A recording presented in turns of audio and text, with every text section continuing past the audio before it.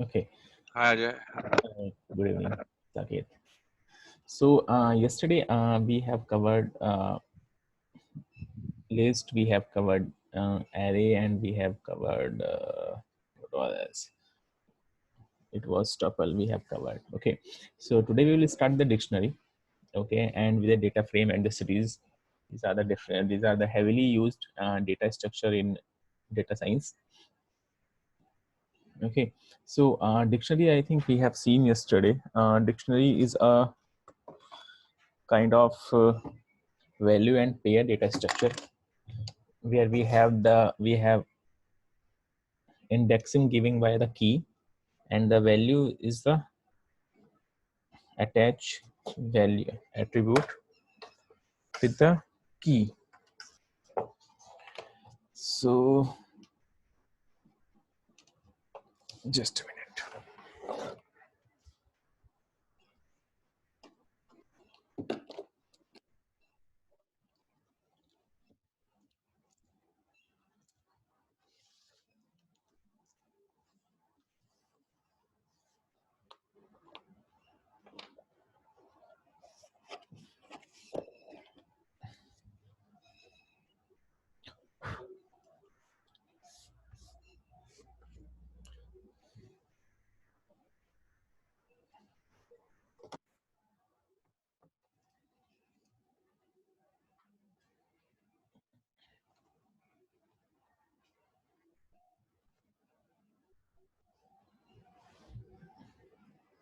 Okay, so dictionary is a key and pair. So all the values will be in key and pair. Like this is name is a key, and John is your and John is a value attached with this key, code and key, department and sales. So it is very useful when we have the we want to use the index of any, you can say, data structure for the useful purpose. So we can use we can have the different indexing kind of thing. So we have a key and value pair. So let's say this is my dictionary, that is my empty dictionary. Okay, and I want to enter first element into it, so I can say dictionary 1, that is my key. Okay, and the values attached with this key, this is 1. Second element, dictionary 2. Now the index, you can say first time the key was 1, now I have given the key as 2. So I can give key whether it is a float or number, whatever. Okay, it is not something that we have to give it as number or string only. So it can be any variable, kind of variable. So here you can see if dictionary 1, I have given 1 element. This is 1. Second element, this is 2. Okay, and let's say for example, now let's say I just want to see what actually happened. Here, let's say,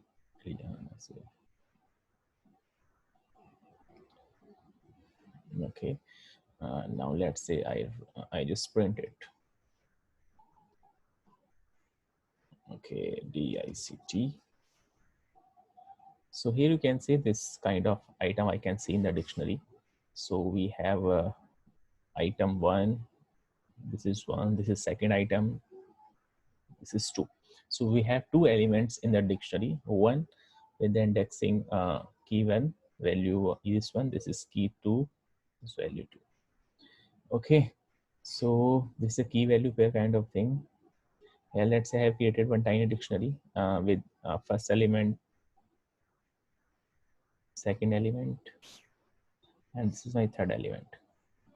Okay, with a different key. First key is name, second key is code, third key is department, and I have the values associated with the keys. Okay, so how can I access the values of the dictionary? So this is just like the previous data structures. So I can use the keys, or you can say indexing. So because here keys are the indexes, so I can just directly use dictionary 1. Okay, so it will print the value associated with this key. Okay, let's say I print dictionary 2. Okay, so this will print me this is 2. Okay, so it would print me this is 1, because this is the thing, and I will print this, it should print this is 2. Let's say I have I want to print the entire dictionary. Let's say this is my tiny dictionary that I have created. So I can use tiny dictionary to print my entire tiny dictionary. So if I want to print only the keys, so I can use the key function. It will print all the keys. Values, it will print all the values. So let me run it first. Okay, so let I run it. So here you can see first element is printed as this is one. Okay, now tiny dictionary is complete tiny dictionary is printed. Dictionary's keys are printed here. Dictionaries corresponding to dictionary values are printed. Tiny dictionary name, it will print because with name the value associated is John, so it will print John. So next, let's say I have updated the entry. I want to update any of the entry. Let's say code I have updated 765, so it is updated. So I can see I can updated the tiny. I can updated added a new entry. With a tiny dictionary school, DPS school. Then I will print the complete tiny dictionary. So here you can say code has been updated to 765, and new element has been added. Okay, so I can remove any entry like this, delete tiny dictionary school. I can clear all the entries, and even I can delete the complete dictionary like this. These are the commands. Okay, so these are the standard commands. Okay, so that you will learn in a single shot, that is never a problem. Okay, so I can also use the for loop. Okay, let's say this is my tiny dictionary I have created for item in tiny dictionary dot items, because item gives me actually it will collect all the items combinations, first item, second item, third item, so it will pick one by one. Okay, the tiny dictionary dot item will give me all the items. Okay, so for item in tiny dictionary dot item, I'm just printing items. This is my first item, second item, and third item. So actually keys gives me the only the keys, values give me the only the values, and the item gives me the all the items with the key and value pair. Okay, that I can use the for loop and I can use whatever I want to do with that. Okay, so let's come down. So we also have the dictionary comprehension as we have seen in array. So we can also use the dictionary comprehension. Let's say I have made one, this is my list. I have created one list with list the name of the all the planets. Okay, so what actually I'm doing, I'm making a new dictionary with the help of this list. So what actually I'm doing, this is the curly braces. That means I am creating a dictionary. Okay. So for planet 0, okay, for planet in planets, what actually I'm returning planet semicolon and planet 0. So it will return actually two things. One is planet. So this is for every entry planet in planets. It will return first Mercury. Okay. And I bought the second one. So it will work me like a key, and the second value is planet 0. So for Mercury, what is the planet 0? Planet 0 is M.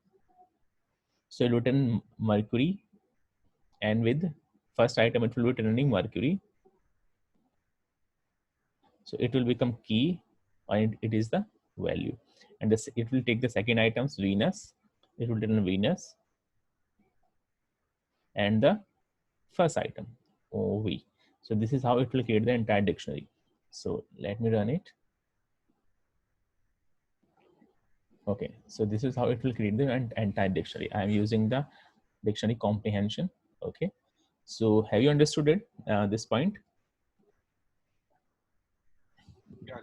Okay, fine. Okay, so I can also check whether any entry is available in the dictionary or not, just like in list. If Saturn in this true or this is false, so the same thing we have seen in dictionary as well. Okay, okay. I can loop the dictionary using its keys. Let's say this is my dictionary I have created. So if I use for k in numbers, okay, for k in numbers, so actually it will use the indexes by default. If in the earlier example we have used the complete, you can say tiny dictionary dot items. So here actually I'm not using the items. Okay, So I am just giving the name of the dictionary for k in numbers. So actually it will it will make a loop over the indexes, or you can say keys of the dictionary, the same way that it we use in list or array. Okay, so it use the indexing. And what is the here the indexing are the keys. So for k in numbers, so what it is actually returning, so I am using this format. This format function is very interesting function. So if I can make any of the string, and what the curly braces are actually replaced by this format function. So what I actually am formatting, I can format any of the output. So here I can, what I'm doing actually, so for k in numbers, I'm just formatting. This is just a string, and I'm storing. So this curly braces will be blocked by first value returning, and this is returning by the second value written by the format. So format k, okay. So for k in k numbers, it is written the k first. So k will be replaced here.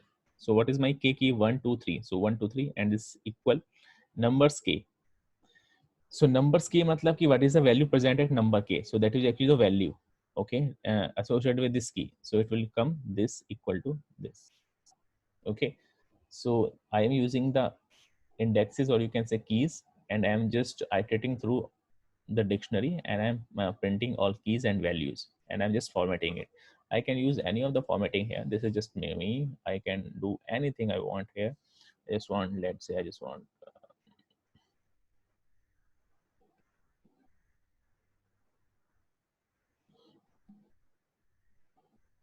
I convert, let's say this is this, because this is a string, so I can put anything, whatever I want. This is or st or anything.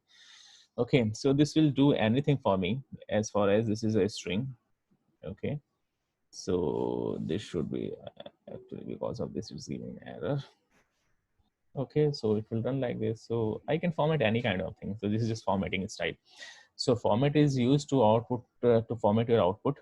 Okay, so it could be anything. Okay, so I just go back to it.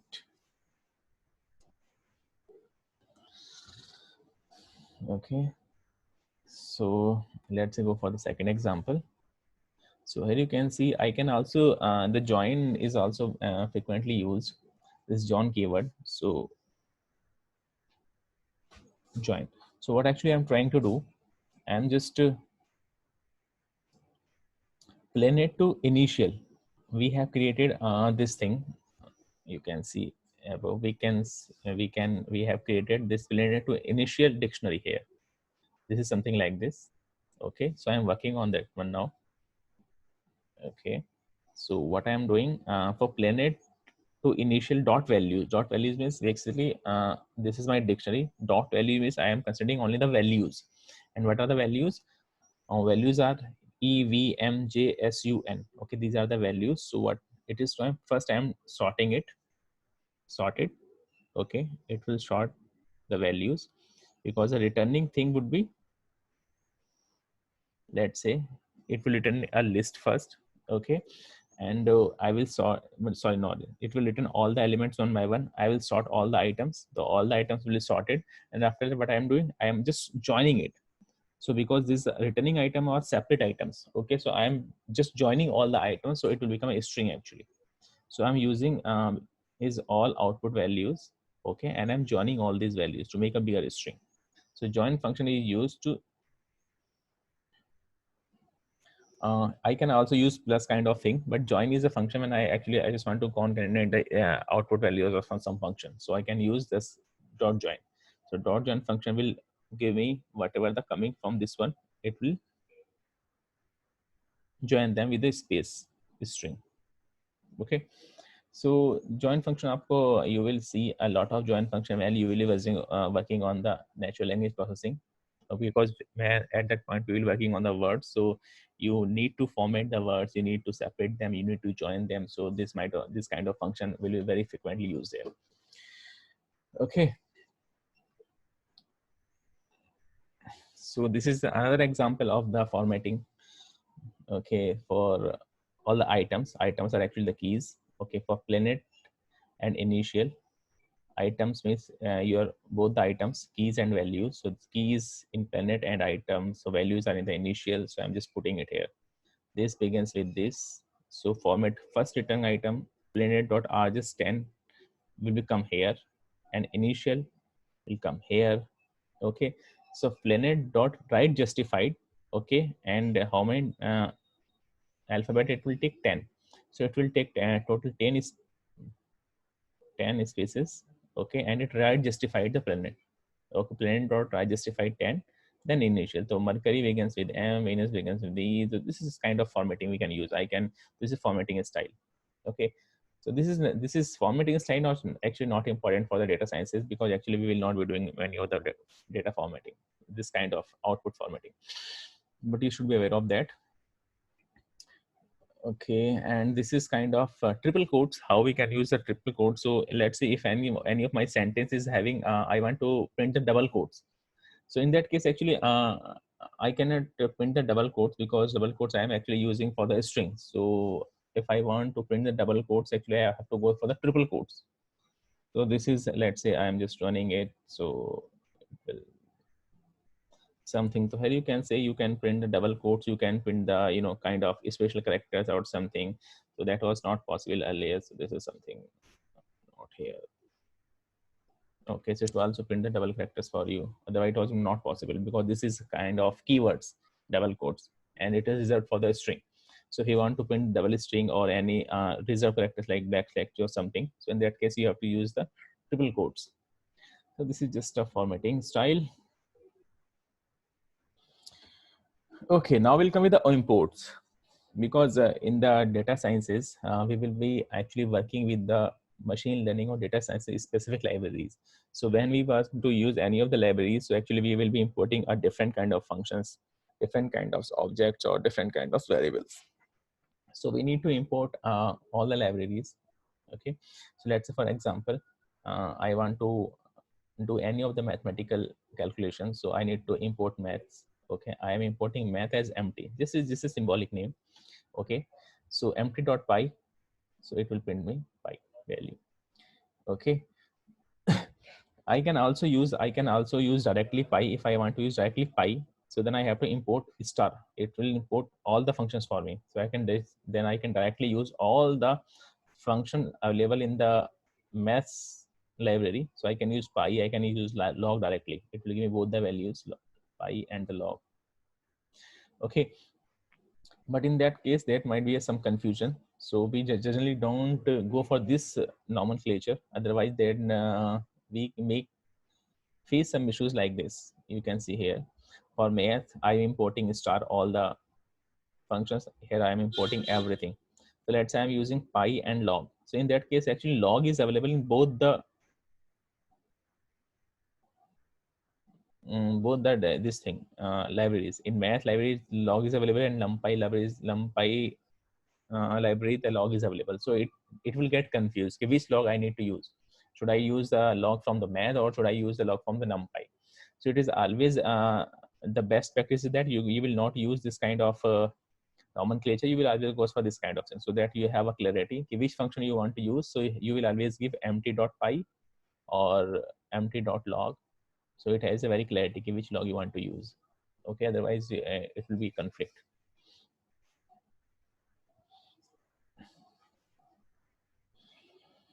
Okay, so these were the direct functions that are available to your direct variables. So sometimes it may have that you may have the submodules. You may have the submodules.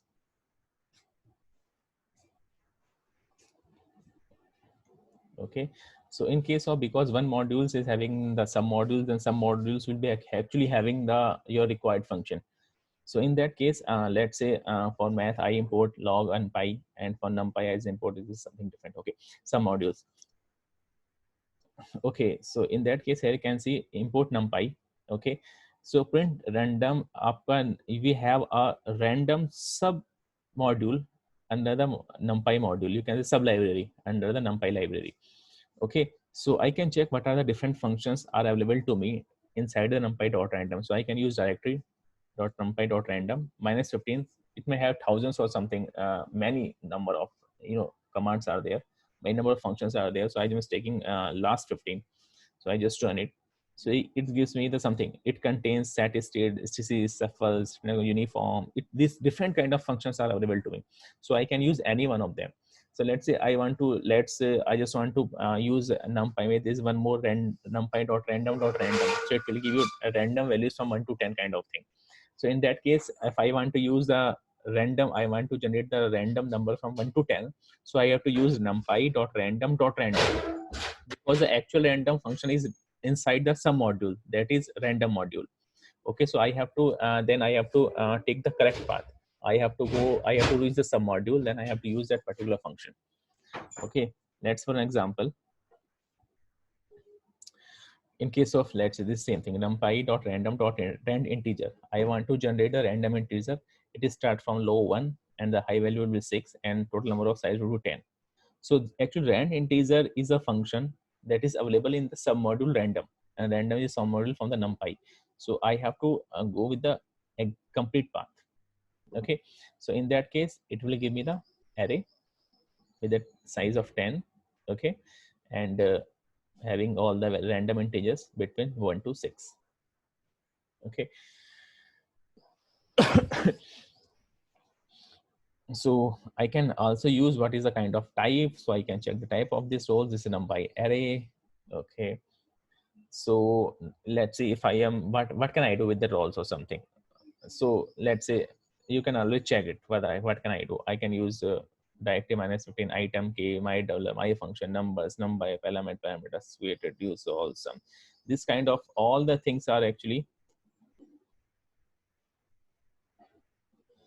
some roles reduce speed planet to initial planet is this is item k lee this is the kind of thing that whatever the kind of functions I will do, I can use with the roles or something kind of thing.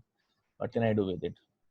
Okay, directory -15. This is because I am currently using this directory. Which directory I am at? This one, numpy. What I have is numpy.random. So what I can do, below he's just giving me what kind of things I can use directory for -15. I think directory -15 gives you all the commands that are available in the current directory. Okay, so that I can use roles.mean. Let's say roles.mean. I just use it, so it will give me the 30. I can use roles dot sum. Sum is already there, so I can use the sum. So this will give a 30. So this kind of function I can always check what I can do with that. Okay, so this give me all the kind of functions I can work with the directory and roles I can do. Okay, so I can convert roles to the list. So it will convert my array.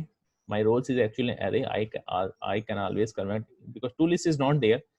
Okay, but you can convert because I know because we can use this to list. So I can convert roles to list. So it will convert your this thing your array to list. So you can see here it is actually an array, and now it becomes a to list. So if I can check the type of it, so you can check it now that it should be of type role. So it should be now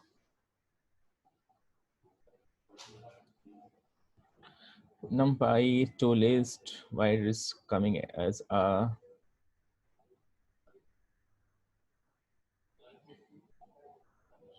it should come as a list.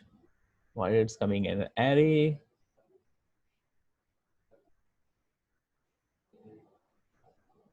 Okay, because it is converting it to the list. So role dot to list. So actually, I think it is not doing it in place actually. So let's say I'm doing this thing. So it is coming as a list. So actually, it is not doing in place. So when I'm doing roles to do list, so I can actually take it in another one. Let's say roles one. Okay, role one. So it is converting array to list, and it is now placing into role one. So if I want to do in the same thing, then I have to do in place equal to true. So and I will do something. Okay, so that why it is not. So here I can choose if I can do it here role one. Role one. So it will give me now list.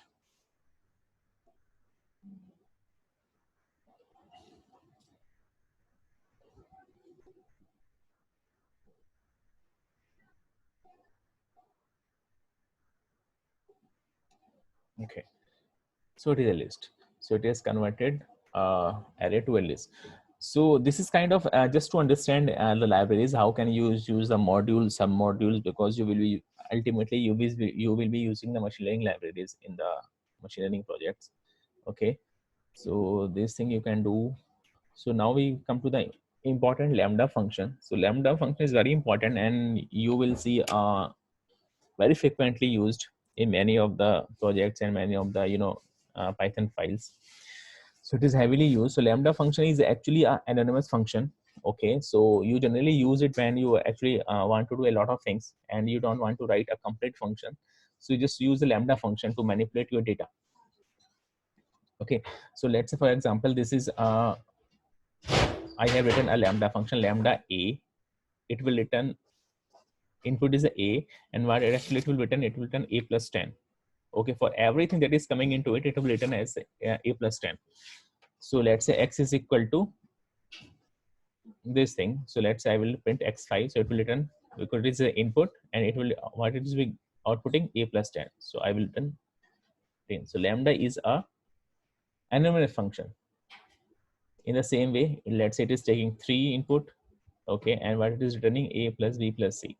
So this is my something like this.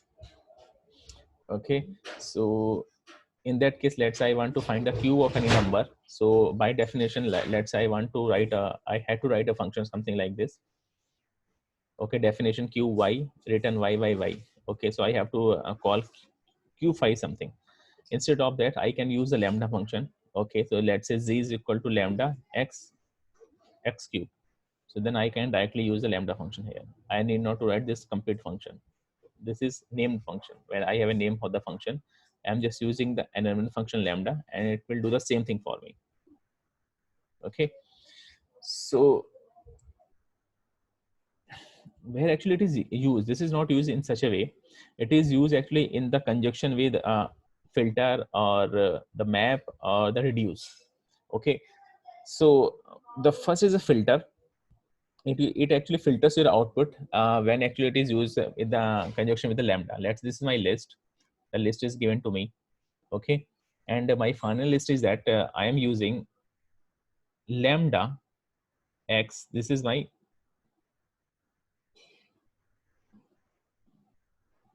anonymous function. Okay, so actually what the filters do, filters actually take list as an input. Okay, and we can use any filter function, okay, inside it, so that output will filter output on the basis of this whatever the manipulations you are doing it here. So let's say for each and every element on the list, I am applying the lambda function. So it will take items one by one from this list, and what we actually do, x divided by not equal to 0. It will pick all the items which are actually not divisible by 0. It will pick all the odd items for me. Okay, okay, this x not equal to 0. Okay, it will check this condition and it will return only these items. So what is the, it will filter, okay, and give me the list. Okay, so we are doing this in conjunction with the filter function. Okay, filter with filtering my item. Okay, this is filter function, this is lambda function. Okay, and this is a list, input list. Okay, so and finally it is converted to a list, ultimate list, and I'm printing this list. Okay, same way with the map function takes the list as an argument. The function is called with the lambda function.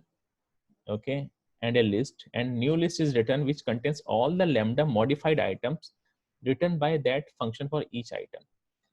Okay, so here actually what is doing, here actually I'm selecting the item, I'm filtering the items from a list. Okay, here actually I'm modifying the items of the list. This is a filter. I am filtering the elements of the list on the basis of some lambda function.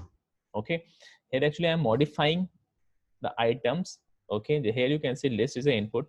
What actually it is returning, it is returning x multiplied by 2 map. It will multiply all each and every input x to x6 square.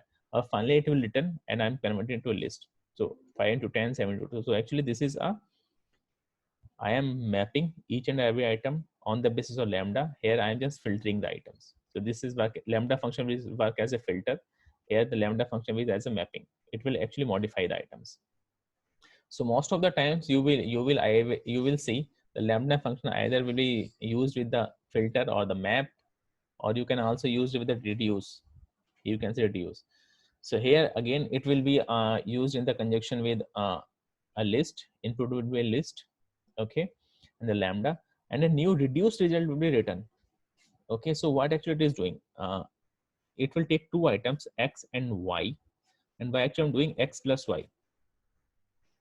So reduce function will actually reduce my entire list to a single line. X, it will take two one. So it will take first item, the second item. So it will keep on, first it will take 5 and 8, that's in 13.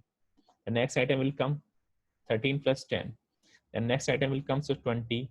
So it will take one by one, two items at a time, and it will return me the complete sum of this thing. So it will return a sum.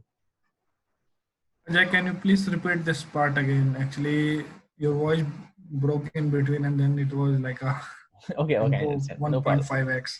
Sorry, I couldn't get it. Okay, so the reduce actually reduce your entire list. Okay, so here you can see, because I am just it will take a lambda function, okay, and it will take a list. Okay, so here you can see how the lambda function is working. Lambda function is taking two input x and y, and what actually it is returning x plus y. Okay, so first it will take two items from the list, let's say 5 plus 5 and 8, so it will return 5 plus 8. Okay, then it will take another item, so it will 5 plus 8 plus 10. Okay, then it will take another item, then add into it 20. So finally it will give me the complete sum of the and entire, adding all the items from the list. So I will get the sum of the entire list. So actually I'm reducing my list to basically it performs a repetitive operations over the pairs of the list, the reduce function. Okay, and ultimately I will returning a single value, whether it is a sum, whether it is a multiplication or whatever. Okay, so reduce gives me it works iteratively on all the items, and ultimately I will given the final result. So here we can see, we have seen that you can use the lambda function in the conjunction with the map. Map will actually modify your list. Filter will actually give the filtered result, and reduce will ultimately reduce your list to a single value, or you know, can more than one value, whatever. Okay, it is up to you what you want to result. Okay, so but lambda will actually return only a single value. It will take a multiple values but return only a single values. Okay, so reduce will actually ultimately reduce your entire list to a single value that you can use anywhere. You can take the sum or multiplication or whatever you want to use that. Okay, so most of the times it will be used in the conjunction with map or filter. Reduce is rarely used. Map and filters are the very frequently used function with the lambda. So array we have already done. So now let's go to where? Panda series object. So we have seen dictionary, we have seen tuple, we have seen list, we have seen array. Okay, so now the two most important, okay, data frame object, series and data frame. So series, data frame, and dictionary and array and list, they are interchangeably used, because you can convert series to a dictionary, series to data frame. So because they are you can always convert them to from one data type to another. So here we can see that how actually they are being used in data science project most of the times. So we have seen that array is basically index data, but the index is basically your out of the box index is zero. It will start from 0 1 to n minus 1, the number of elements. So series actually give me the flexibility so that I can decide on the indexing part. I can change this indexing as per my convenience. I can give them as a number, I can give them a string or whatever. Okay, but all the things will follow like an array. Okay, so let's say here I'm just converting an array into series. So here you can say this is entire, this is an array to given to me. Okay, and I'm converting it to period dot series. Okay, so after converting to speedy dot series, internally it would be indexing 0, 1, 2, and 3. Okay, when I am converting into, so by default it will be converted like a series, and it will look something like me. This is a, okay, where it is. But it is not defined.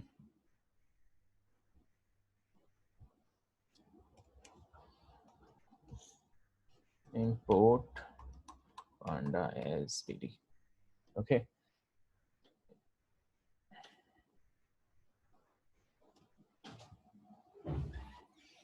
No module panda. Okay. Spelling might not be correct.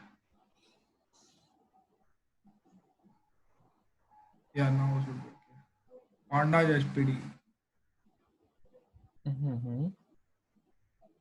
What the wrong I am doing here?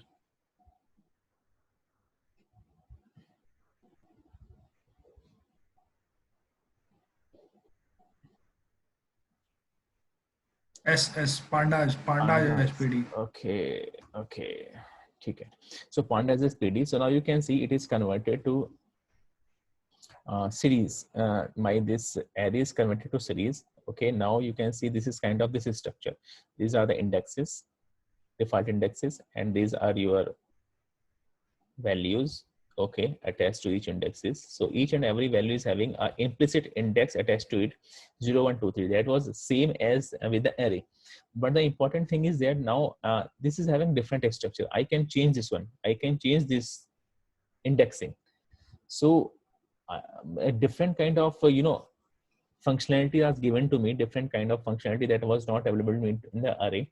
So that flexibility or features are available in the series when I have the series.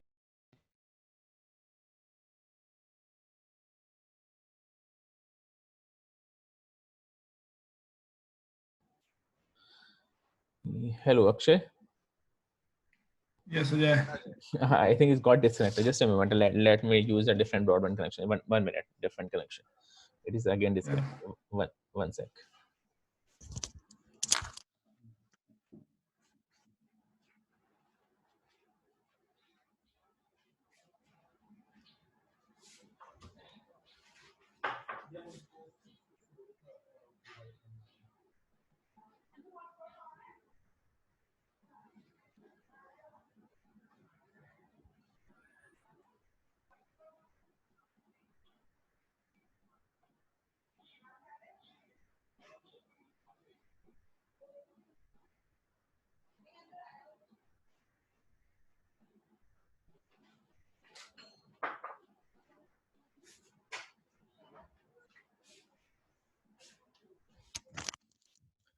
Okay, one sec. One sec.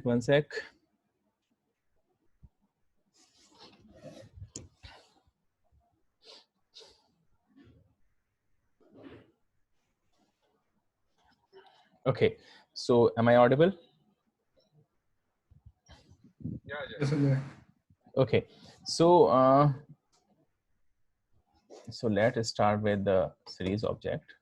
Okay, so here I can use a data dot value. This is something that we have already seen, like in a dictionary. So data was values will give me all the values. So values are 0.25, 0.5, so something like this I can see here. Okay, data dot index. Okay, the dictionary Are they will, not able to see the screen? Screen, are you sharing or? oh, it was gone. It was gone, so I forgot to share. Yeah, yeah. Maybe you need to Just a share minute. it again. Okay, let me share it. Yeah, now it's fine. Okay, so here you can see this is my series that I have created from this array. Okay, so here you can see data dot value. This is something like that we have seen in the dictionary. So it will give me all the values. So it will give me all the values. Okay, data dot index, in dictionary it was data dot keys. Okay, keys and values. So here it is data dot index. It will be giving all the range of the index. It start from 0 to 4. Okay,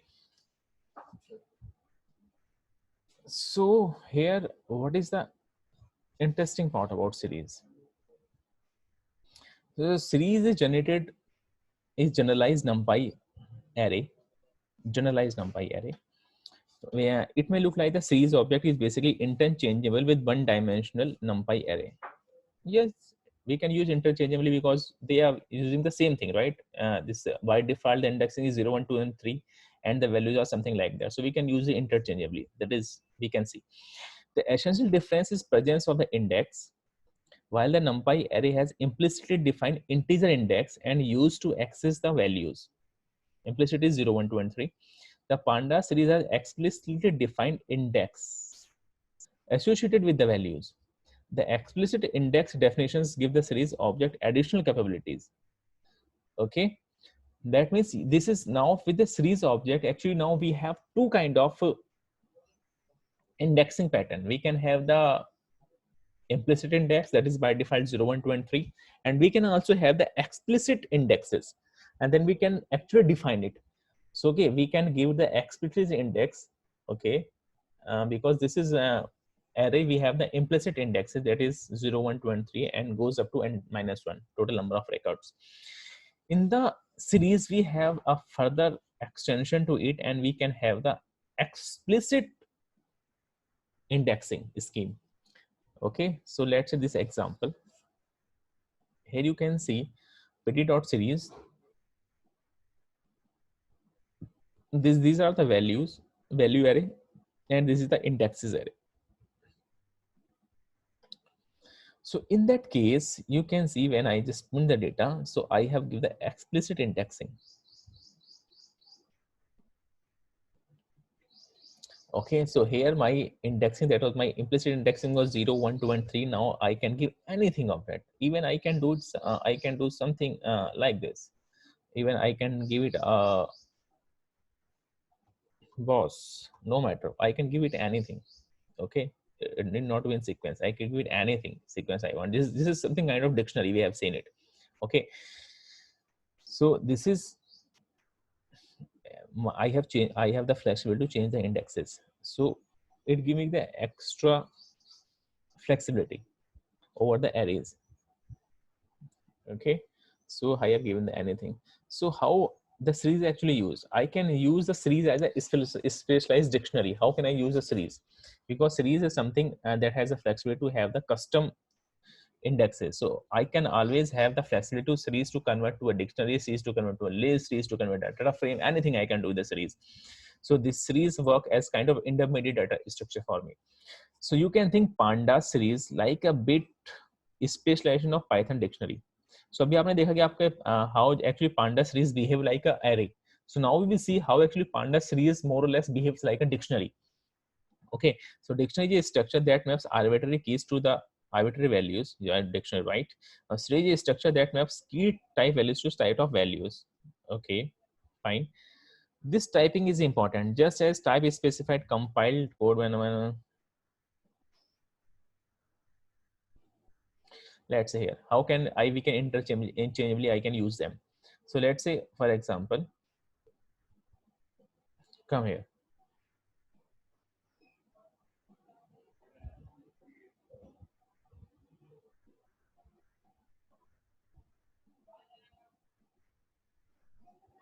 Just a minute. Here, and here. Okay, so here we can see series we have the which map keys to the type values. Okay, because we have the custom indexing. This custom indexing is important, just as type is specified compiled code behind the NumPy array makes it more efficient than a Python list for certain operations. The type information of a Panda series make it much more efficient than Python dictionary of certain operations, because your dictionaries sometimes become very heavy because this is a complex structure. So we can always convert your dictionary to a less complex data structure, that is series, and after that you can do the whatever your desired operation. Let's say, for example, I have this population dictionary I have created. This is my population dictionary. Okay, so I have the flexibility to convert it to series. Series. I have converted this dictionary to series. Now this population is actually my series data. Let's print it. This is my series. So here you can see now this is this has this actually the keys actually converted to the indexing. Okay, so something the keys is actually the custom key and value and pair kind of things. So when actually the something that is kind of dictionary, so when I'm accessing any value, so this becomes slower. But in case of series, these are actually more or less similar to the you can say implicit indexing kind of thing. So when I'm accessing any data in the series, so it is actually much faster than the your dictionary accessing. So any operations if I am doing on dictionary, it is actually slower because this is a complex data structure with key and value pair. But when I'm doing the same kind of thing in the series, it becomes faster because it is have a kind of indexing similar to the inbuilt indexing. So here you can see, so I have converted this thing to the dictionary. So unlike the dictionary, though, the series also support the array style operations such as slicing. That is actually was not available in the dictionary. Okay, let's say I want population from California to Florida. So that was not possible in the dictionary because dictionary this is something kind because that is not indexing, that is key and value pair. So I cannot do this kind of slicing that was available in the array. So but actually here I can do it because I have converted this to series, and series more or less behaves like an array. I have seen it. So we can do this thing slicing. So I want population from California to Florida. Okay, so now it will give me from California to Florida. It gives you all the values, something like that. That was not possible in the dictionary. Okay, go for the second example. What benefit we do have?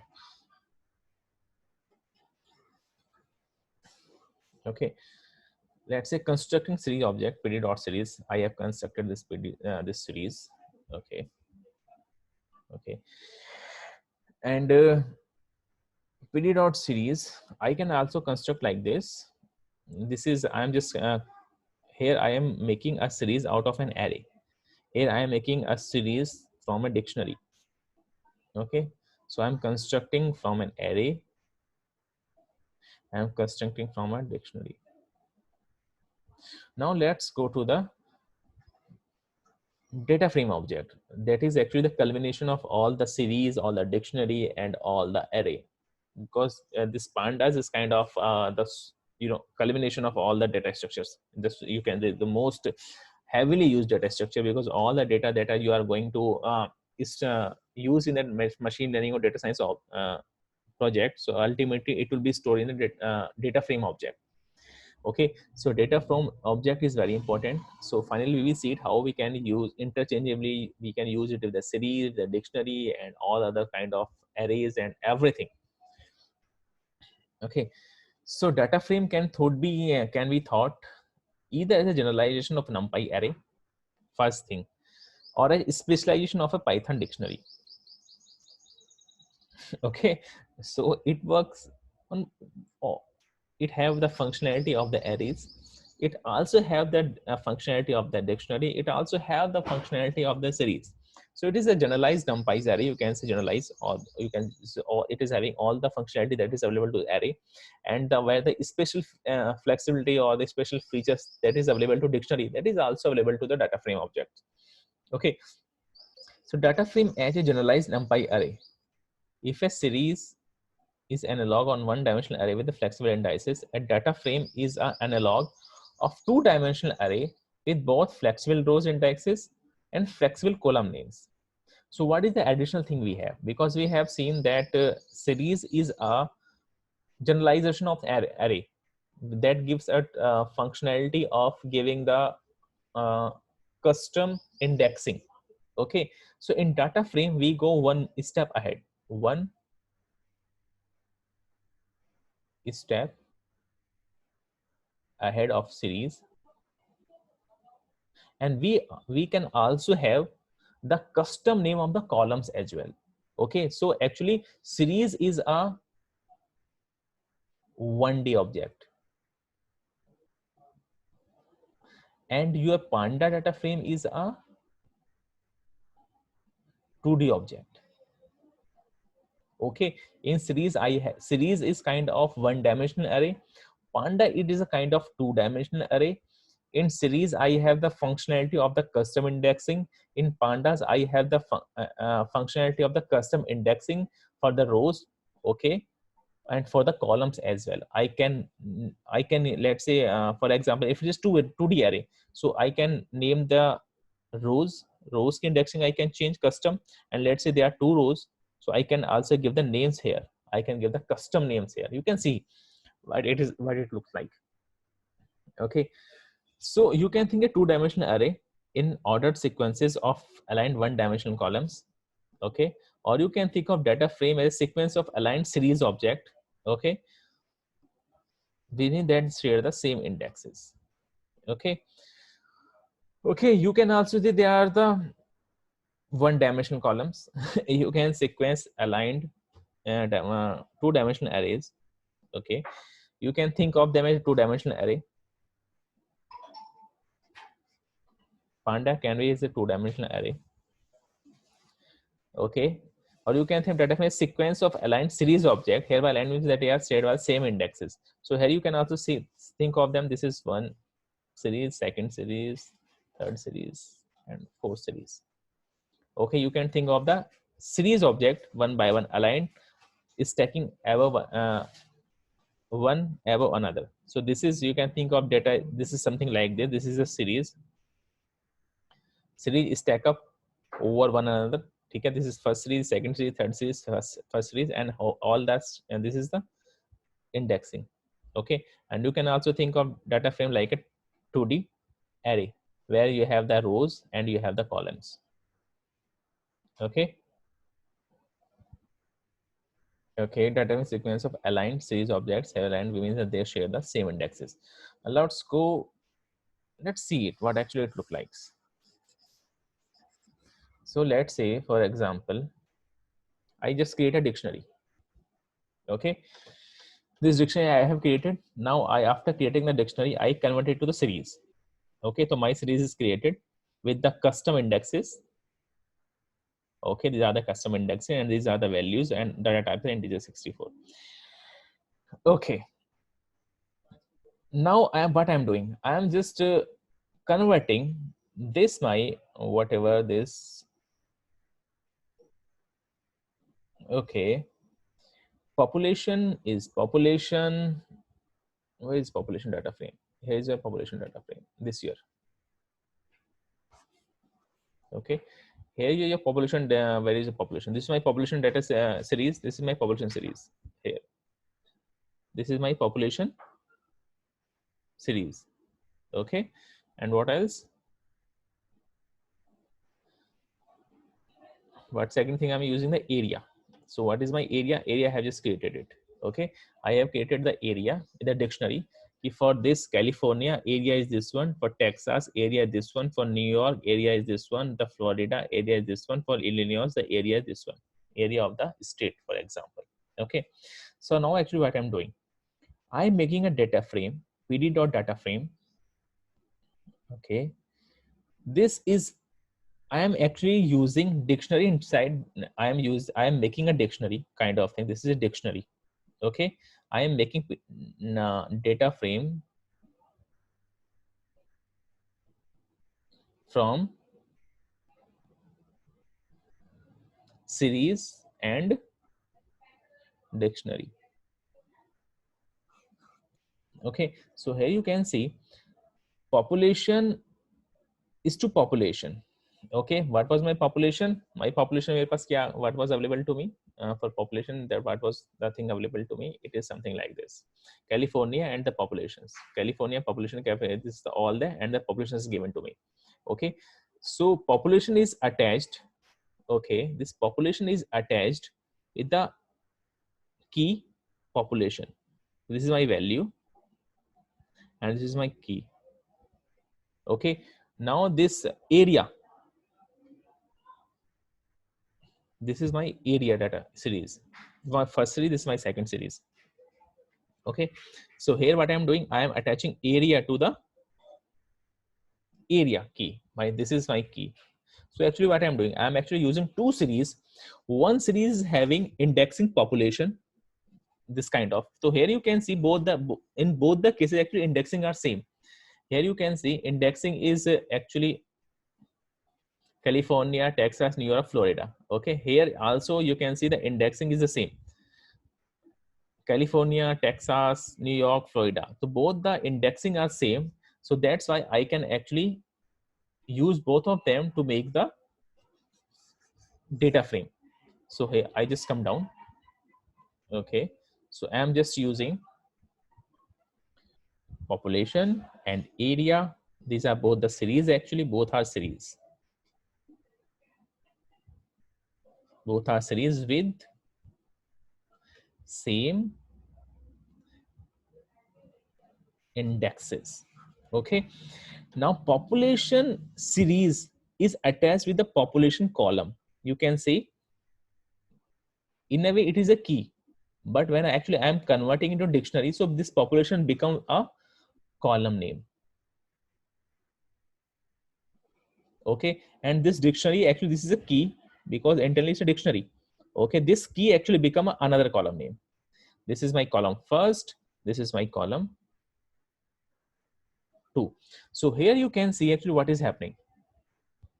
I have created data frame. Okay, I have created a data frame.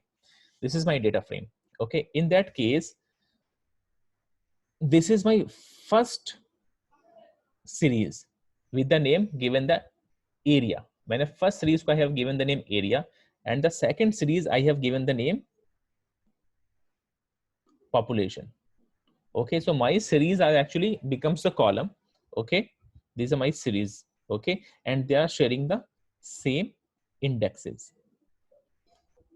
Sharing the all the series will it will, you can say, vertically aligned. Vertically aligned series are there. Okay, and they are sharing the common indexes. Okay, this is first. I can also think of it as a multi-dimensional array where two-dimensional array where this is rows. California, Texas, New York, Florida are the rows. Okay, with the names. Okay, this is first row, second rows, and this is population. These are your columns. Column name is the population, area, and this thing. So you can think of as a multi-dimensional 2D array. 2D array. Okay, when the rows are named with this and columns are named with this. Okay. Okay, so these are the row indexes you can think of. Okay, and these are the column indexes you can think of if you are using the two-dimensional array. So this is a row indexes, these are the column indexes. If you are thinking it of as a series, so these are the series stacked or aligned with each other, sharing the column common indexes. Okay, so what benefit it gives me is, it gives me it because this actually gives me the flexibility to store the data in the basically row and column format. Data frames gives me the flexibility to store my data in the row and column format, and that is the most of the your, you can say, the database supports, because your RDBMS is a row and column database support system, right? And maximum of the database are designed in row and column. So that's why we have made the data frame data structure in such a way that your readability is more generalized. You can see actually in data actually in the form of row and column. So here you can see your data is actually presented in data and column format, where you can say this is let's say this, you can think of that this is a data given me of the different states. Okay, where the first state I can have the population and the area. Of course, second is Texas. I have the population and the area. So this is, you can think of any table kind of thing. Okay, where the data is given me for different states in the population and area. So this actually kind of you can say resembling your database structures, IDBMS structure. You have the rows, you have the columns. Okay, so it is more or less a IDBMS structure. Okay, you can think of a 2D array with rows and column, and you can think of you can series aligned horizontally, sharing common indexes. Okay, so अभी आपको बहुत सारा एकदम वो ये crude lag raha hoga. Okay, so but when you start using it, so actually it is fun to use it. It is very easy to use. Okay, and actually this is very user friendly. So when I have created, now this data frame is created to me. Okay, so now I can have all the functionality of array, I have all the functionality of series, I have all the functionality of dictionary. Okay, so I can interchangeably I can use them. Okay, state.index, that was available for me for series, so I can use it here. It give me all the indexes. Okay, state.columns, that is one more thing added that was not available with any of them. So now columns with the columns, these are the columns. The state.columns with the columns, index, so population, area, and data type is object. Okay, so this is, I have, this is my indexes. You can print the indexes, you can print the column names from state.columns. These are the columns. Okay, and let's say if I want to print any of the columns, so state, this is the important nomenclature.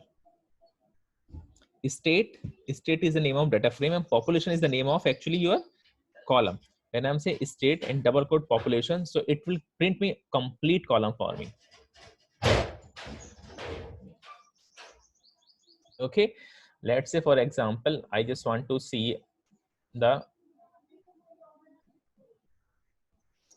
area, so I can give it area here, area, so it will show me area. Come on, area, it is area, right? Name state is not defined. Okay, because I have not created anything here. Okay, so I am not in the upper cells, so let me run this thing first. Actually, I have to run all the cells here from the start that I can show here, because I am not done. So let's say I have run it, all of them. Run.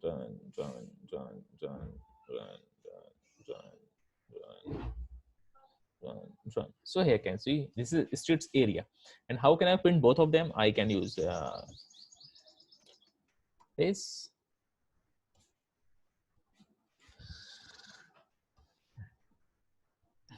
Population.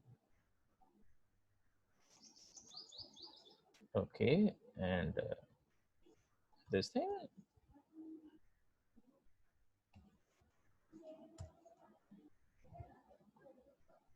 It will be both the columns. Okay, so I can take one column, I can take two columns, I can take any number of columns. So this is now columns I can directly use. Okay, that actually was a series. Now my series actually turned up into the converted to the column. So these are the column names, area and population. Okay, so here you can say this internally, these are actually series. I am actually printing two series, area and population. I am printing actually two series, area and population. So these two series are actually printed internally. Actually it is understanding them as a series only, because it is shown to me as a rows and column, but internally they are treated as a dictionary. So actually I'm giving them the name of the actually series, area and population. So it is just printing it. Okay, construct a data frame object. अभी हमने देखा one of the way, see how we can construct a data frame object. First data frame object we have constructed use a series. Here we can see I have used two series and I have constructed data frame. So what are the different other ways I can construct data frame? This is the one of the way. This is I can see population data frame. I have created data frame. Okay, population. I am using the series population. Okay, and what is the name I want to give it? I want to name it column as a population. Okay, so it will create a data frame for me. Okay, so this series actually having this series is actually having key and value pair already there. Okay, but now this series name, it will work as a column. So column name I have given the population. So this series actually now have a name kind of with the associated with that is a population. Okay, when it is actually inside the data frame. So this is actually creating a data frame with only having single column. That column name is a population. This is first thing. If I can use from a single series object. Okay, how can I use it from a list of dictionary? How can I use it? How can I अभी हमने single से उसको use किया है, अभी हमने multiple से हमने उसको यूज किया था, multiple series we have used and make the data frame. Now we have used only a single data frame. Okay, now how can I use the list of dictionary directly from the dictionary? Okay, first we have converted dictionary to series and series to data frame. Okay, so here for a to I, b to 2 into 2i, for I in range 3. So for I in range 3, okay, it will take 1, 2 and 3, 0, 1, 2 and 3, I think, for range 3. Okay, so column name is a. Okay, and what is value name? Value is I. Column name is b, and what is value? 2 into I. So it will create actually two columns, a and b. Okay, so actually internally it is a dictionary. This is a dictionary here, it is dictionary. Okay, and how the value of dictionary are populated? From here. These are the how the values are populated in a dictionary, and final dictionary is converted in the data frame. Okay, so this is actually from here to here, it is actually a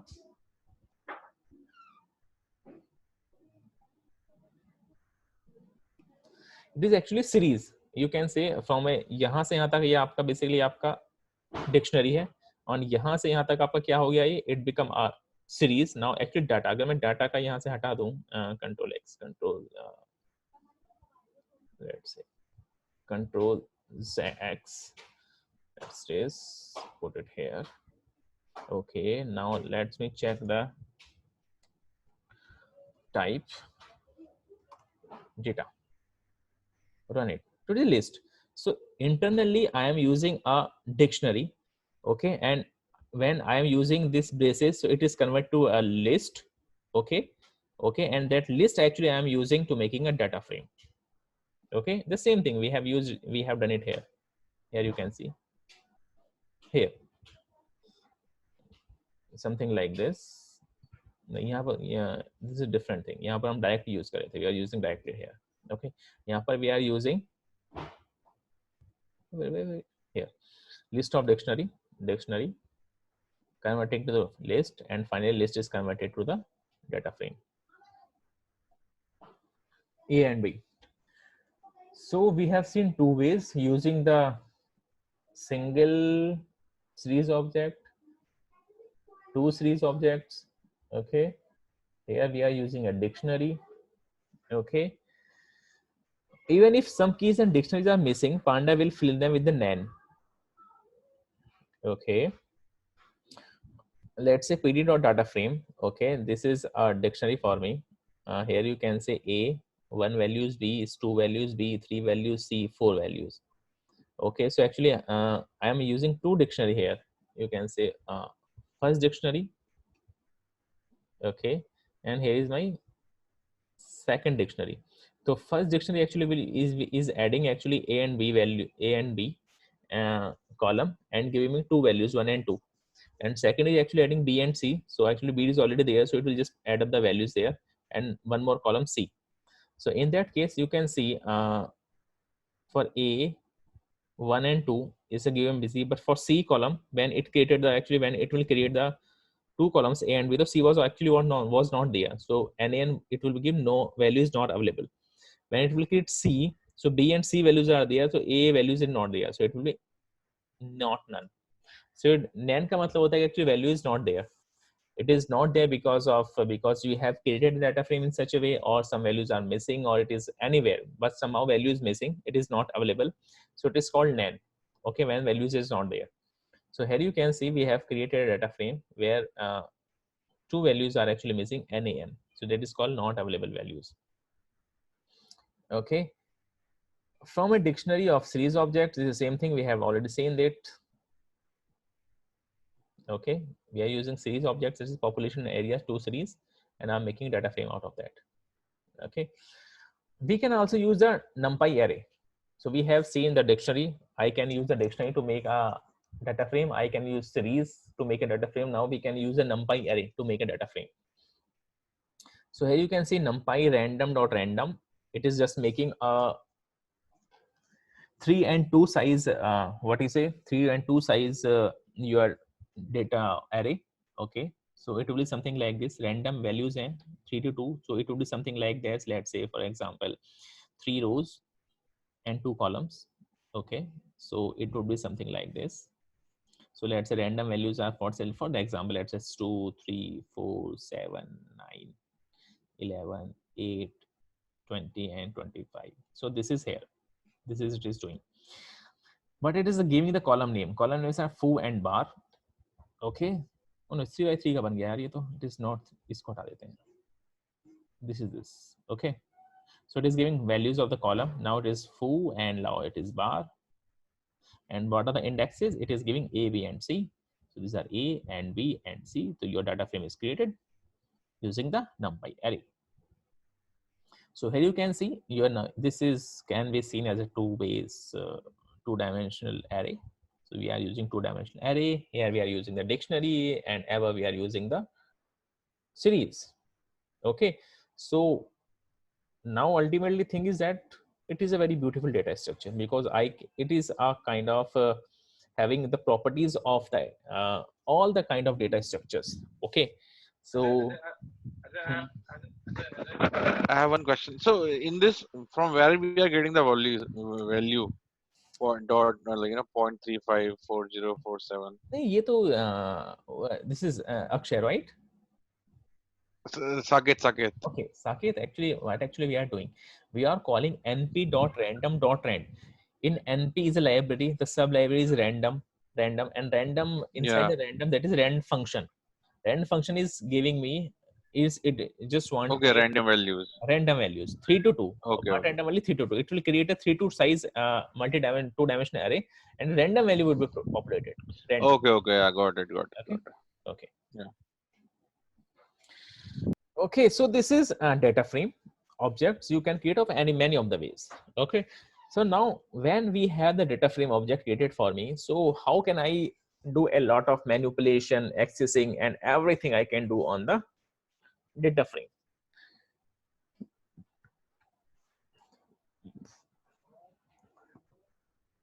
Sorry. So let's say I want to have the data selection and indexing. Okay, हम देखेंगे basically हम उस series में कैसे कर सकते हैं. How can we do in the series? Then we see how the same thing we can do in the data frame. So data is indexing and the selection.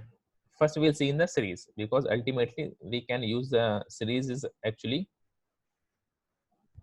data frame is having the functionality of the series. So I have created series period.series. This is an array and these are the indexes. So this is my series created value are the float values. Data B in data, this is same we have already seen. इसमें कुछ नहीं है. Data dot keys, data dot e. I am changing the values. So here actually, how can I access the values? I can use directly access the value using the indexes. I can check if the values in the data. Data dot keys, it give me all the keys. Okay. Okay, I can modify any of the values like this. Data equal to 1.5 data, so value has been changed. Okay, how can I check the values? This is key. What is the same thing for that? Values or something? Data dot values.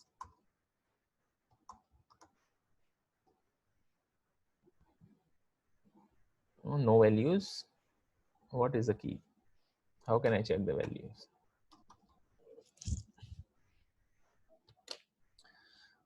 Data dot keys.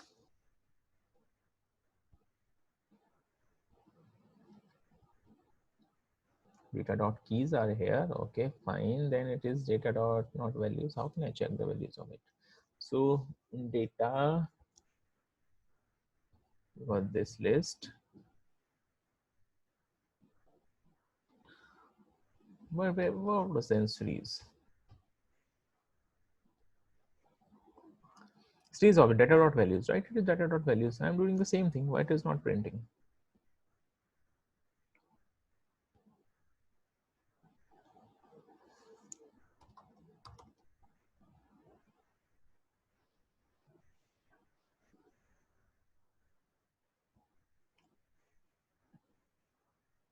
I have not run it. That is because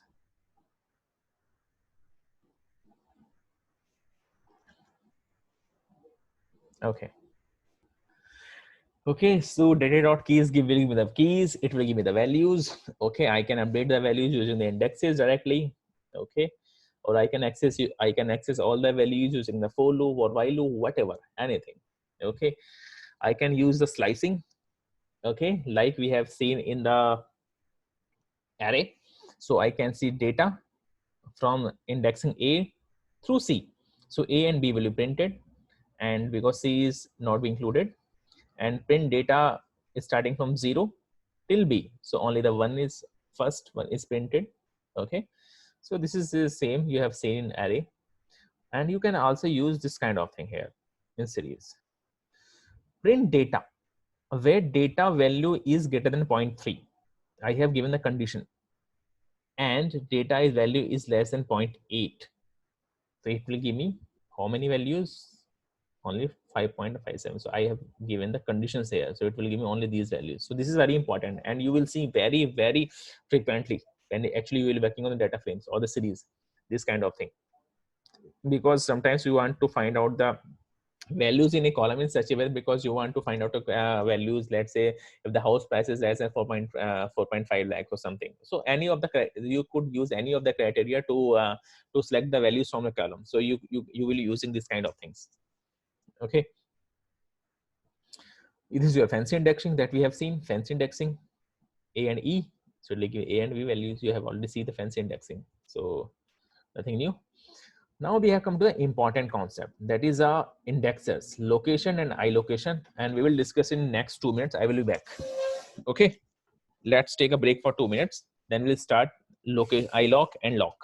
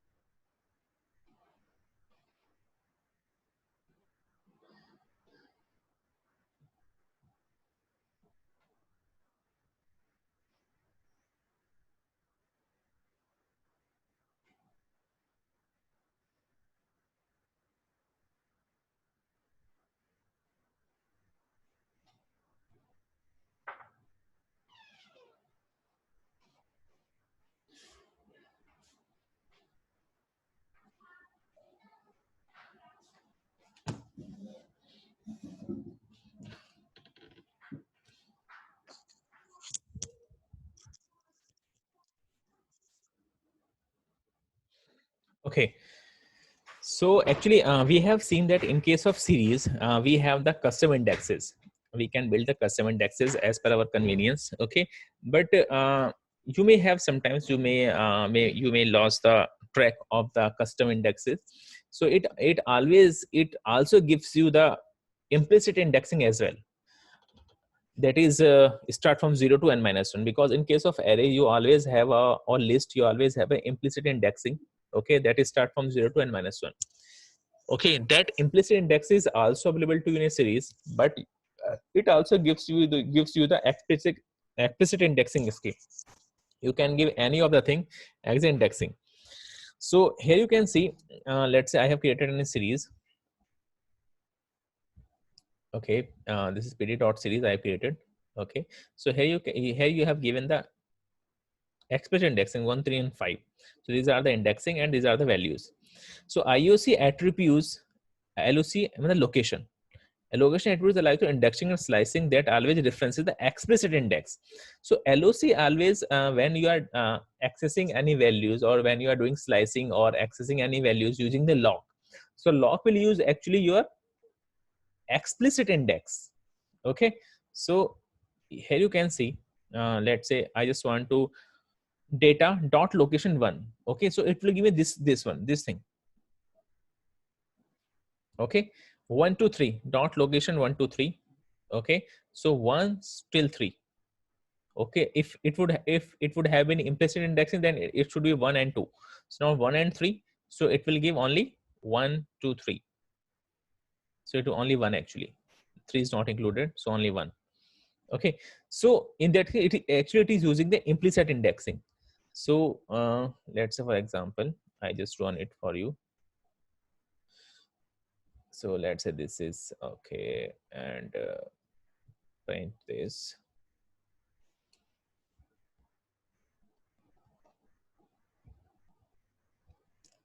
Gap. Okay.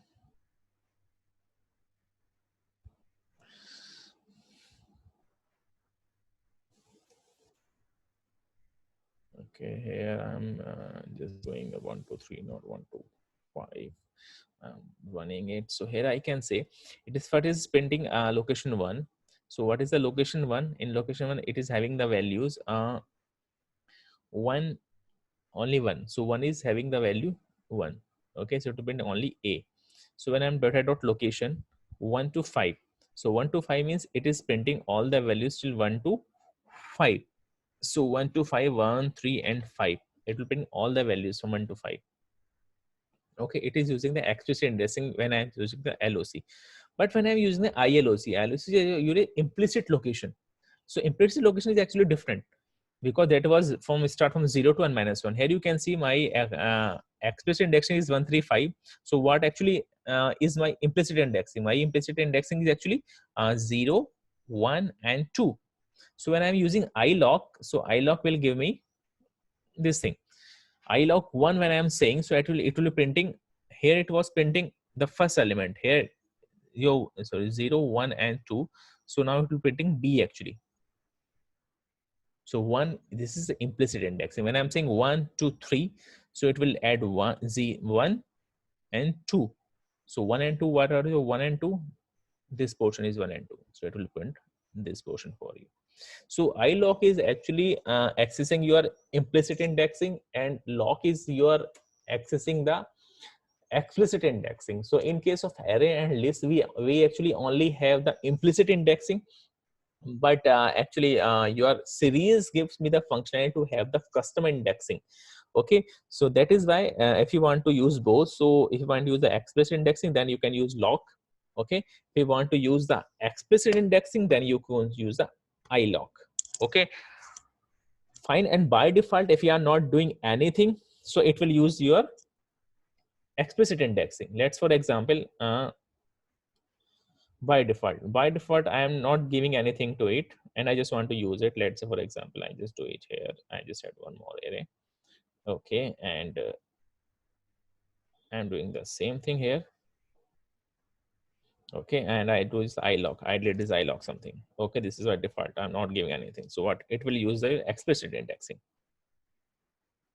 Okay, this is your explicit indexing, the same value here. Okay, so in that case, when I'm not giving any location or iLocation, so it will use the by default explicit indexing. So if I want to use the implicit indexing, so I have to use the iloc. Okay, so by default it is explicit indexing. So how this was the data selection in the dictionary. So how can I use the data selection in data frame? Let's say I am using this do series. Okay, I have created this dictionary, sorry, data frame. Okay, so this is if I want to see any of the columns, so I can use data dot this. This is one of the convention. This is also one of the convention. I can use this way also, any of the thing. Okay, both are interchangeably can be used like this or like this. Okay, okay, so data can be selected in this way. Okay, let's say, for example, I am just adding one more column, density. Okay, so density is actually data pop. All the values from data pop will be divided by data area, and it will be create a new column, data density.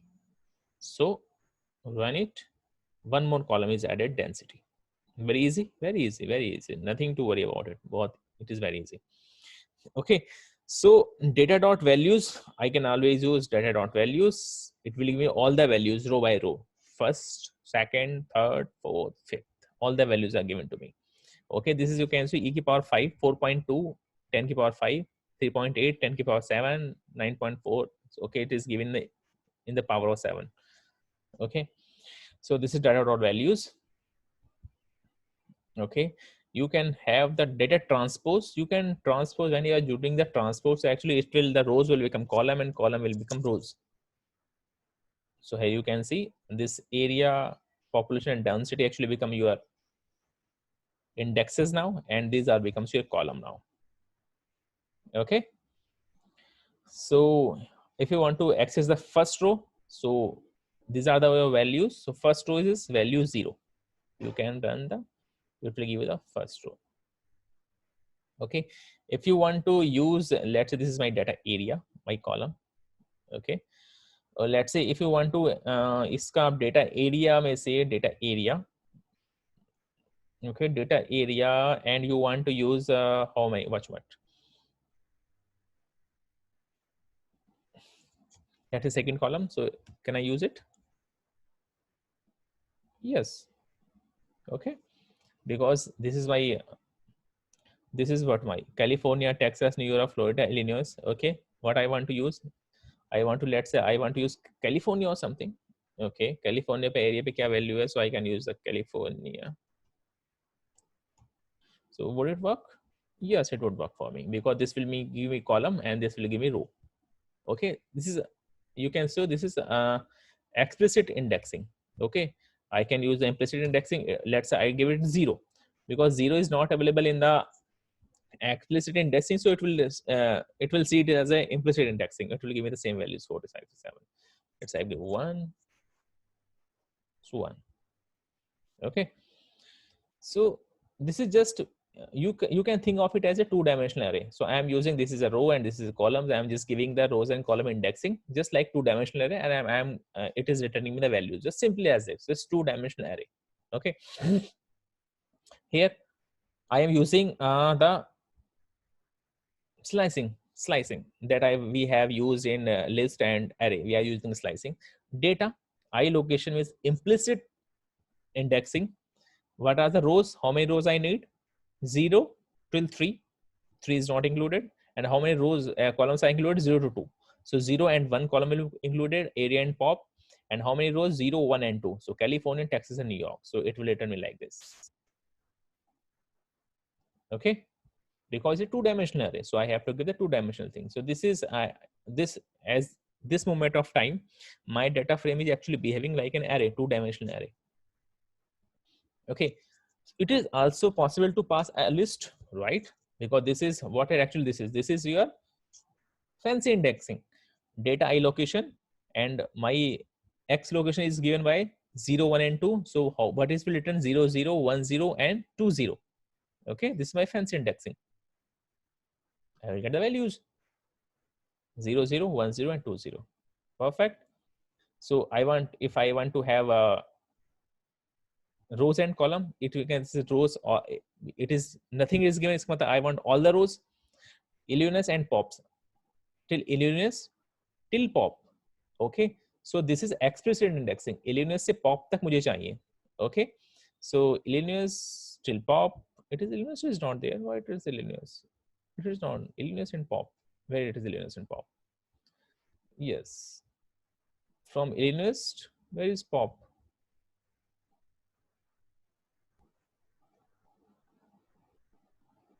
Pop is not there.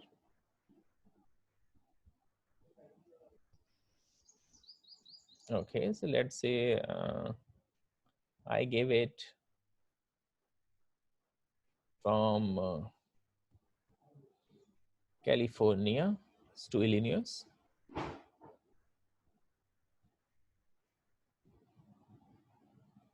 Florida.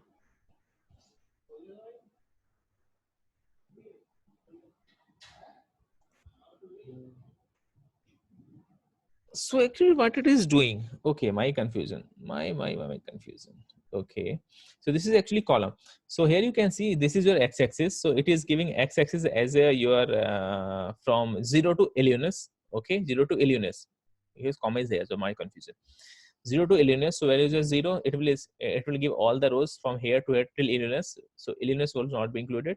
And what is your y? Y is from starting from 0 till pop. So from area to pop. Okay, so it will give you like this. So in explicit indexing, actually your this thing is included most of the times, and implicit indexing, your this limit is not included. So this is kind of thing you can see many of the times in Python. The syntaxes are not, you know, kind of sync. When I'm using the implicit indexing, so this outer limit is not included, but in case of you can say explicit indexing, this is actually included. So, and this is very well seen in many of the, you know, literature or many of the code in Python, because it's open source code, so people had not used any convention, so that we are using this, they are thinking on kind of this kind of practices. So this is very well seen in many of the times. Okay, so this is one of the things we are using the explicit indexing slicing. Here I am using again the location here, because I am not giving anything. Explicit indexing, this is again explicit indexing. अगर मैं इसको remove भी कर दूंगा तो again it will actually explicit indexing. What is this? Just a minute, give me a sec. Okay, data dot location California and area. Okay, so by default is not taking it. It should have taken it. Data California and area. It is not taking it. Okay, what is this error is saying? During handling of the exception of the exception, this key error California and area. Okay, no problem. You can use. Okay, I think then it was working in the series by default, but it doesn't work in the this way. But it should work in this way because we have seen it. And let's see if I am giving it. So I think by default it is taking California. Okay, but it is okay. That's the problem. So by default it should take. Okay, if I'm taking it data, it's not working because this is explicit index. So it is not working in this case. Let's see if I take it here, because these are the names of the explicit index. If I'm removing the location, it is not working. It should have taken it. It is not understanding it. So we have to give the lock, then it will understand that is the explicit location indexing. Okay, no, well, it was working in the series, but it's not working in the Panda. So different condition selection that we have seen, data dot location. Okay, where data dot location, data dot density is equal to greater than 100. What is density? Area and pop and density. So what actually I'm selecting? I'm selecting all the data. Okay, where data dot density. Okay, where I am working on the density column where density is greater than 100. So it will give me all the data where density is. I don't think this location would need to work here. Yes, it's not needed. So here we can see I am just returning all the data from the data frame where data dot density is greater than 100. So it just give me this thing. So these are the only density values. The corresponding all the rows are written to me. Here's second example. This is again not needed. Okay, where data dot density is greater than 100 and data dot area is greater than 150,000. So here you can see area. Here this is the Florida is having the area greater than 150. So this row should return only. So this only this row will return to me. Okay, this is you can see we have seen the composition in array and list. So this is the composition you can say with the for the data frame. You can use directly this composition list data frame composition, and this will return the data out of your data frame, which will be satisfying the given composition or the conditions within this data frame. Okay, so we are working actually on the column values, because those will be given by actually your iloc or location or indexing, and your data frame will be your columns will be named by the column name, data dot density and data dot area, and your rows are given by this thing, location or ilocation. Okay, so this is let's say I have created a data frame which is having what is this, NP is not defined. What is NP?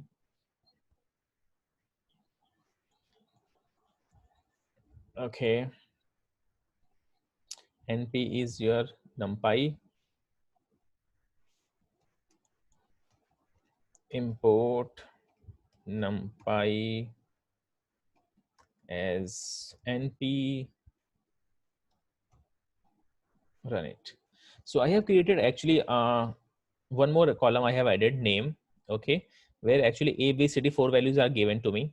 Okay, and I have used np.name, yani numpy का non yani null values. So I have added one null values here. Okay, nan. I have added one null values here. Okay, so I can check. Data dot name is in, data dot location is again not needed here. Okay, so data dot name, because name is a column, this is column, is in. Okay, A and E, so it will become, it will return me these columns when name is A or E. So A is there, E is not there. Okay, let's say I will change it to D, so it will return in two columns.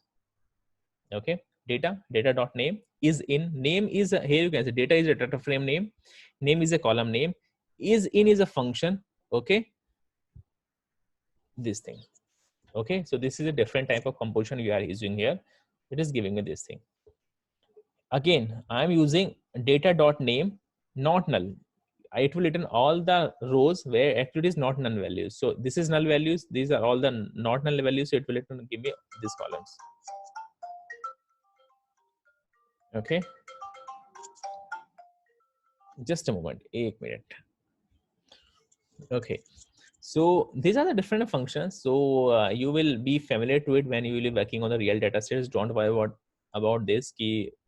I need to learn is in, not null, this kind of thing. When you will working on the linear regression first project, 50 to 60% will this kind of functions or command you will learn, not problem. Okay, very simple command. Okay, so here again one more. So data dot location, again not location. Data dot density is greater than 100. Okay, and which columns you want to return? Only pop and density.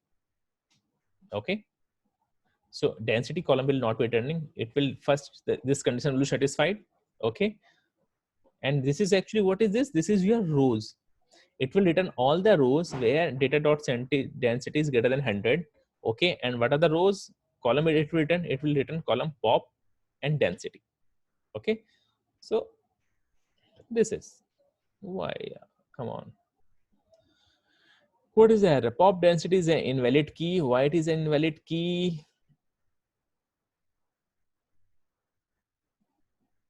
Sure, because I have dot location.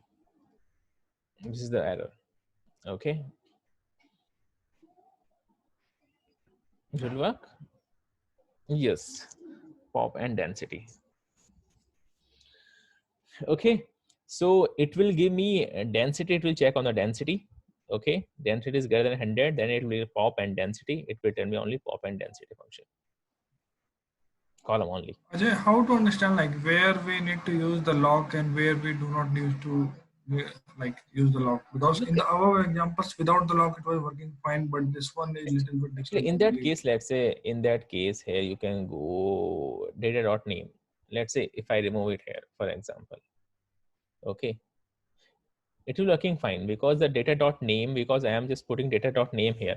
Okay, so but actually the thing is that when actually we have the kind of thing when we are using for example comes here, अगर मैं यहाँ पर आपका column name अगर मैं use कर रहा हूँ kind of thing, dot at dot name में वो काम कर जाता है इस तरीके से, डेटा डॉट नेम और समथिंग, लेकिन मैंने I am giving the explicitly I am giving the data names here. If I am using data.pop or data.density, it will work here. But explicitly when I'm giving the column names, so I have to give the location LOC. Okay, because by default it is not taking the I location. Okay, sorry, because your series was taking by default your that thing. What you say? Mm, by default it was taking the location, explicit location, but it's not taking data frame. You have to give the explicitly. So because here we can see data frame, agar aapka data dekhoge, just let's print x, let me print data. Okay, so data is your California area, pop density and name. Okay, let's say I just want to print only this thing. Just try this. It should work. I hope it should work because it should not give any problem. Data dot. It is giving me pop and density. Okay, only pop and density. It is working. But when I'm giving this thing, density is greater than 100. So is case actually what is the problem? What is the problem is that because we are giving, this is my column. That is not my problem. My location problem is with the this function. Data dot density is greater than 100. So data dot density is greater than 100. So actually it would be looking for where the data dot density is greater than 100. अगर मैं इसको भी हटा दूं सिर्फ, let's say if I remove this only these things, it will return me,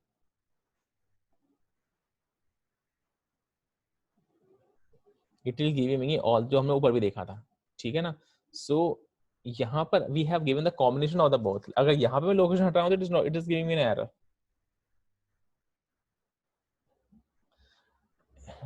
Pop density is an invalid key because ये क्या करता है कि because first it is considering it as a row. This is my rows and this is my column. So column it has to written pop and density. Okay, and what is the rows? It has to select. It has to rows select the.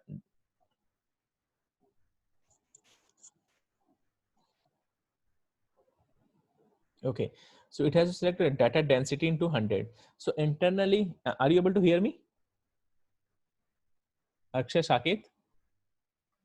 Yes.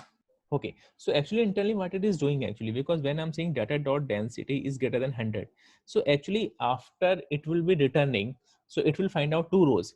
uh, Density is greater than 100, so it will be 139 114. So actually when it will find out the what are the rows, so it will goes and find out the so an explicitly location for that, say. So it will find out these are the two rows and what are the location, what are the indexing, because actually it need the indexing here. Okay, so it will find index in New York and Florida. So New York and Florida, okay, these are the indexing. So it find that finally it find the indexing. So implicitly it convert to the indexing because these are the two index, New York and Florida, which are having basically density 100 greater than 100. Okay, so it is not using the implicit indexing. So that's why I have to give it is dot loc. This is the thing, because it's converting. For example, if you give the actual index like New York and Florida in this case, it will give you both two set of rows, right? New York and Florida. Yes, because it is looking for the key. Let's say if I give it, let's say Same filter condition, only with the key changing to New York and Florida. California, let's say, and I give it, let's say Florida.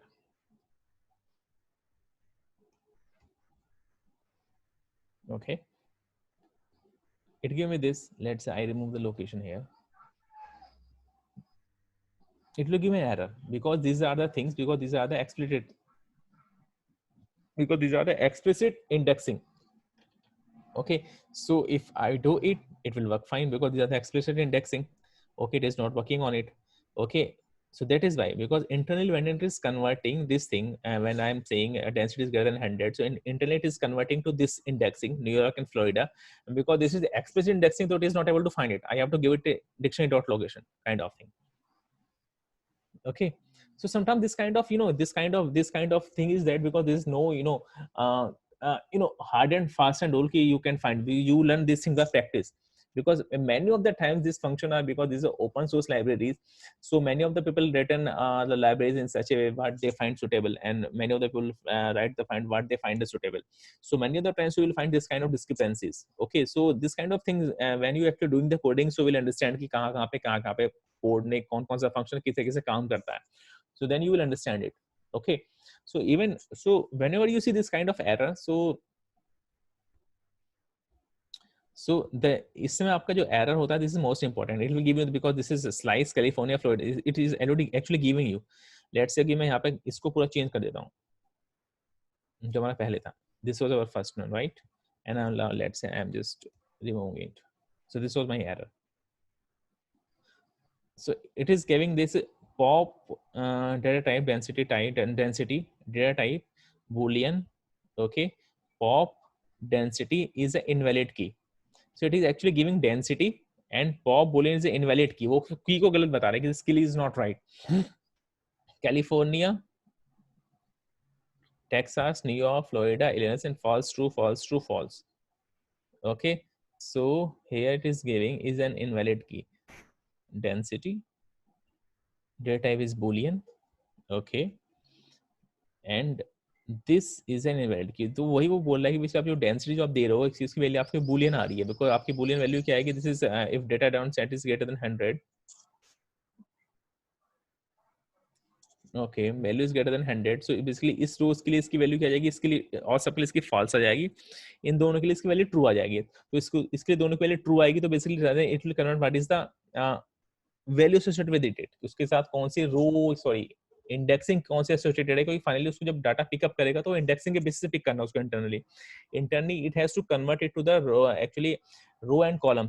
तो column I had given, जब values का आपकी ये दो value true हो जाएंगी तो basically it will pick up this New York and Florida.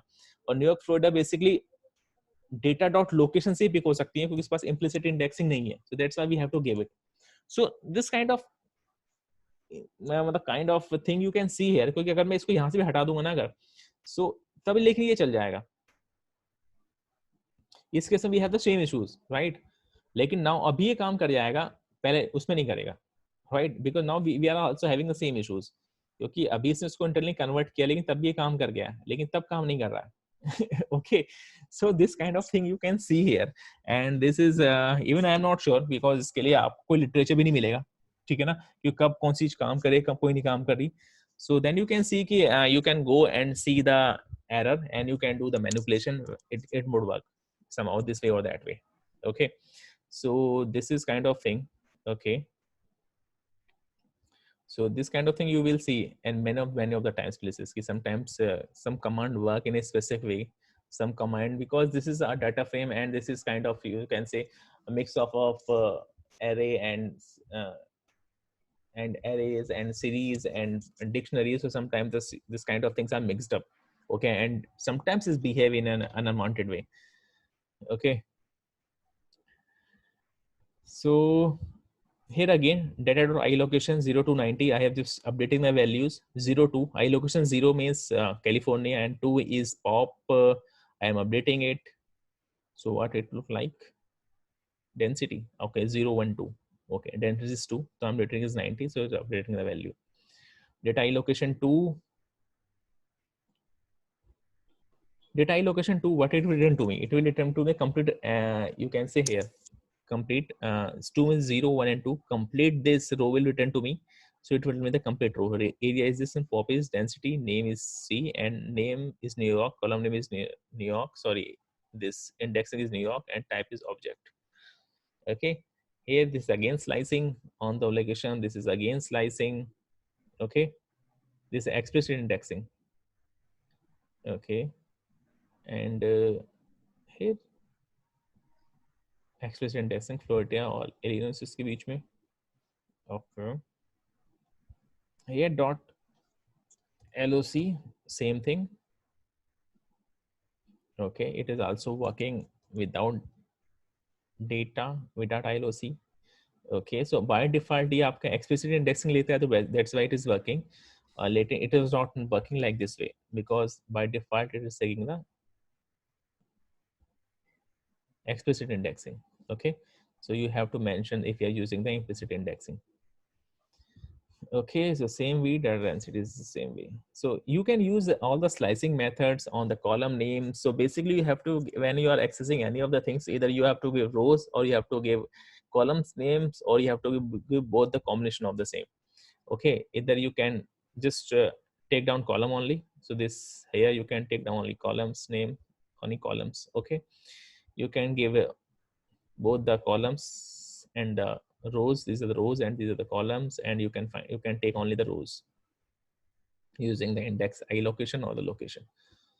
Okay, so this is how can you take the values, and ultimately you can use this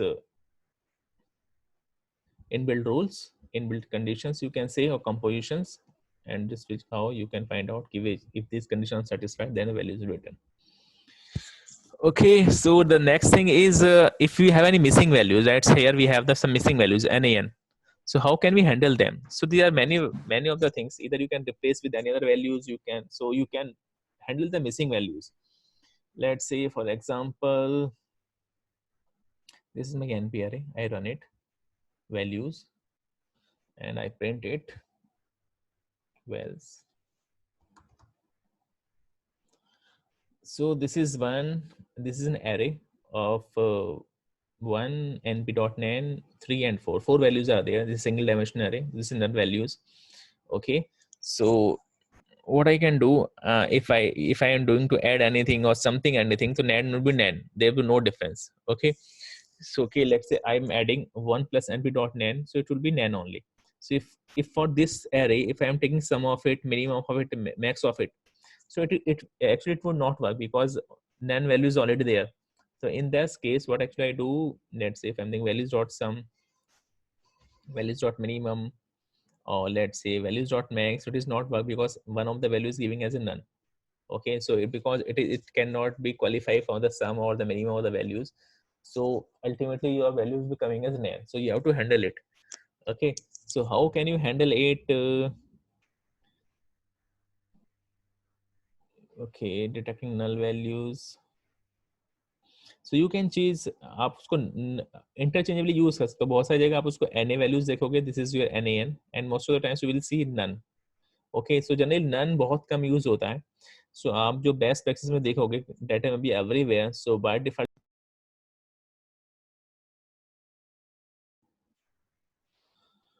yeah, Akshay, I think we again lost it. Okay, so where were we? NaN we have started. And then we started just now, but yeah, I will be dropping in next 10 minutes actually. So okay. I think that is enough for today. We will not do much into it because there are a lot of things to do in there, because there are a lot of things, and we will not cover much of it today. So I will, because grouping and the next, I think we will need another session. Okay, so we can have it tomorrow or day after tomorrow. Then I will give you some practice questions so that you can practice on yourself and practice all these kind of commands. So at least you have a fair idea how to use them. Okay. So tomorrow, are you free at around? So we can have session of 1 hour only, 5 to 6. So are you free of 5 or 6 tomorrow? Saket and Akshay. 5 to 6.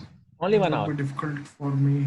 Yeah. Saket, Tomorrow okay. would be difficult little bit actually. Okay. So okay, no problem. Whenever you are available, I think Akshay is free after 5. So in any of the day, in Wednesday or Thursday, if you are free, so we can have a 1 hour session on this thing. Okay, so then we can complete this. Then I will, after that I will give you the exercise at least for 15 or 60 questions that you can go and practice yourself with different commands. So Saket, just let us know. आप अपना calendar एक बार check कर लो, ठीक है ना? And just let us know कि when you have a time around 5 to 6 only for 1 hour any of the day. Okay. Okay. So day after tomorrow maybe. Okay, you just confirm on the WhatsApp group. And one more thing.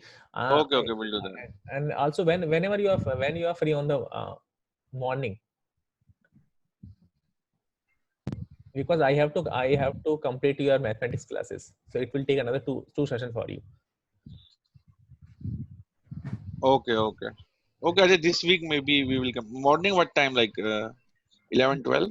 Anytime around 9:30 I'm free, no problem. 9 o'clock, 9:30, 10:30, anytime. Okay, because I need actually 2 sessions in the morning for you and 1 session in the evening, 1 hour for the Python. So your foundation classes are completed for you. Okay, so for Akshay, foundation classes are over. For you are pending mathematics classes for the statistics and the mathematics. So I need 2 sessions for them.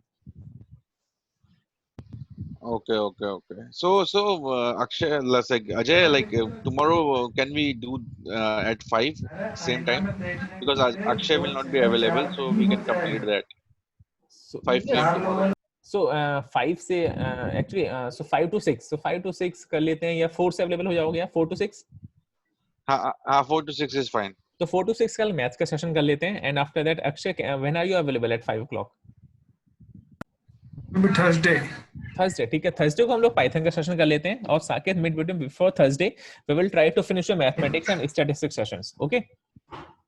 Right right. तो कल ठीक है। 4 बजे connect हो तो जाते कल हैं 4 4 से PM हाँ, IST। तो कल 4 से 6 हम लोग इसको कर लेते हैं, ठीक है, 4 to 6 आपका मैथमेटिक्स या स्टैटिस्टिक्स कोई सी भी एक, और फिर देन थर्सडे को will cover the Python part. Okay okay okay चलो ठीक है, चलो see you, Thank bye you. Bye. Okay, thanks, bye bye everyone.